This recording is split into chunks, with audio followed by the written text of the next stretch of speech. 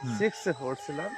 ওই সময় আমি একটা প্রেম করেছিলাম। বাহ! এখন তো আর মোবাইল ছিল না। আমার বয়স হচ্ছে ৫৮ বছর। হুম, ওই সময় কাগজ কলমে লেখা, হ্যাঁ? একটা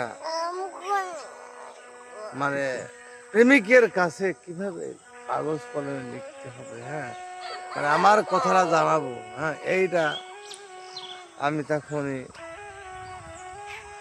বললাম যে সর্বপ্রথমে এই নির্জন রজনী জ্যোৎস্নায় পুলকিত শোভা থেকে জানাই আমার বিরহী প্রাণের অফুরন্ত ভালোবাসা।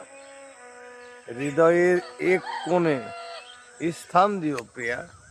এই গভীর রাত্রি জনমানবহীন নিশীথে নিস্তব্ধ একাকী ভাবছি তোমার কথা। বাহ! আর চিন্তা করছি এই বিশাল বসুধার মাঝে তুমি কিভাবে বিরাজ করিতেছ। কত দূর থেকে অতসীর গন্ধ কাবেরের মতো ভেসে আসে, সেই সঙ্গে মনে পড়ে তোমার মেঘের মতো চোখ, কোকিলের মতো কণ্ঠস্বর, ময়ূরের মতো পেখম, ইত্যাদি ইত্যাদি। এইটা আমাদের ছিল ছোটবেলাকার একটা, হ্যাঁ, ভালোবাসার, হ্যাঁ, হ্যাঁ, কতগুলো কথা কিভাবে বলতে হবে, হ্যাঁ, এইগুলো আর কি। উম মনে হ্যাঁ, পড়ে এই যে গেল। মনে পড়ে, আমার খুব মনে পড়ে। সত্যি সবার আসলে এই আবেগময় মুহূর্তটা বেশিরভাগ মানুষেরই আসে কোনো এক সময়, কোনো এক দিনে, কোনো এক ক্ষণে। ধন্যবাদ।